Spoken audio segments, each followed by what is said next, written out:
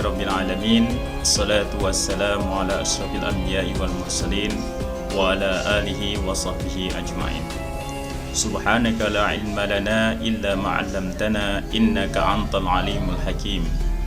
Rabbi shrah li sadri wa yassir li amri wahlul 'uqdatam min lisani yafqahu qawli. Alhamdulillahirabbil alamin. Puji syukur kita panjatkan kehadirat Allah Subhanahu wa taala.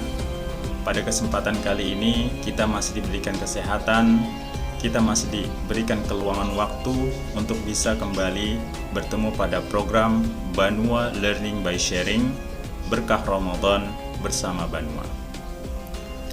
Salawat dan salam tidak lupa kita panjatkan kepada junjungan kita Nabi Agung Nabi Muhammad SAW.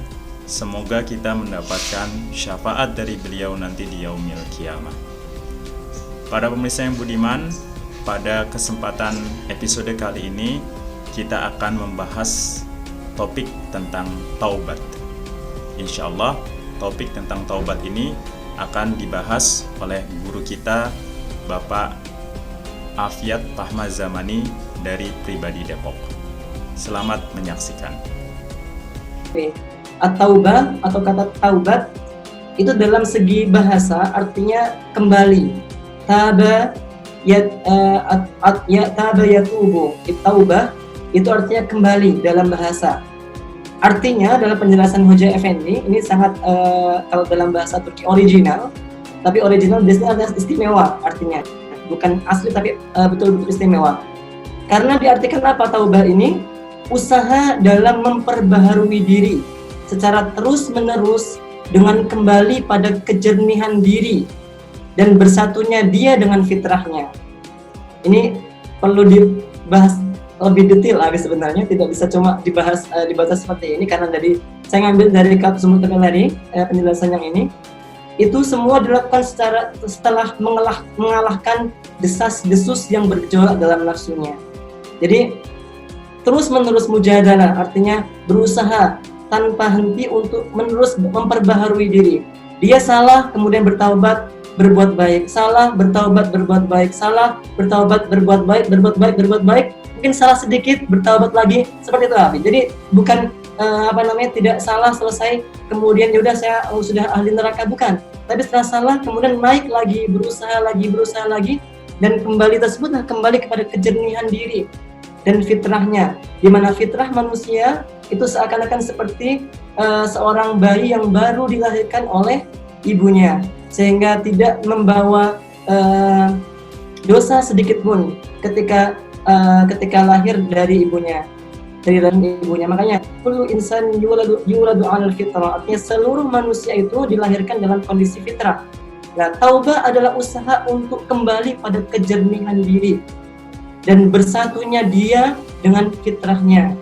Tentunya semua itu dilaksanakan dengan mengalahkan desas-desus, artinya nafsunya bergejolak dalam dirinya, pingin ini, pingin itu, tapi usaha, mujadalah inilah usaha untuk terus-menerus, inilah yang dimaksud dengan taubah. Jadi bukan serta-merta terjun taubat cuma sekedar bilang astagfirullahaladzim, bilang salah lagi bilang astagfirullahaladzim, bukan. Tapi tadi ada usaha terus-menerus untuk memperbaiki diri.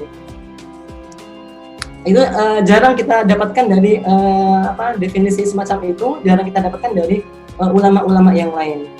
Baik, kemudian di sini saya sedang mengecek. Oke.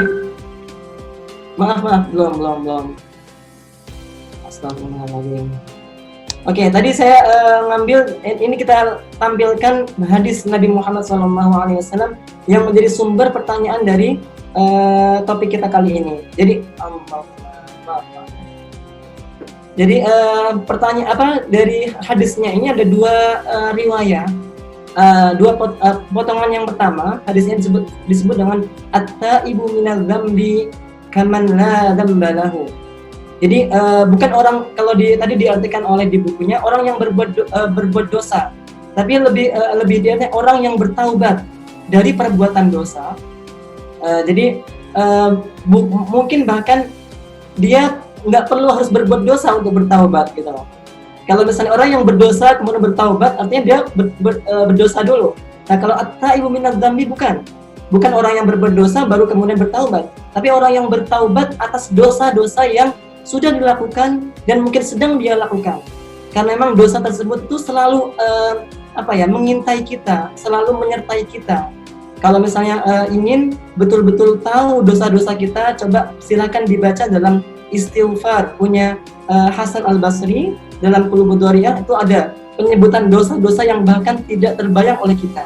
Dalam Qulubud Dariyah itu di buku ini Qulubud Dariyah ini ada salah satu topik tentang al-istighfar lil Hasan Al-Basri yang itu bisa dibaca harian. Jadi setiap hari Senin ada istighfarnya, hari Selasa ada, itu bisa dipraktikkan.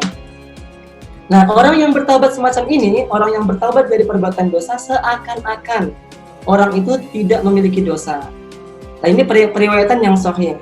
Sedangkan kelanjutan hadis tersebut yang mengatakan bahwasanya at-taibu minadz-dzambi kaman la dzamba lahu, terus kemudian ditambahi dengan wa idza ahabballahu 'abdan lam yadurruhu dzambun.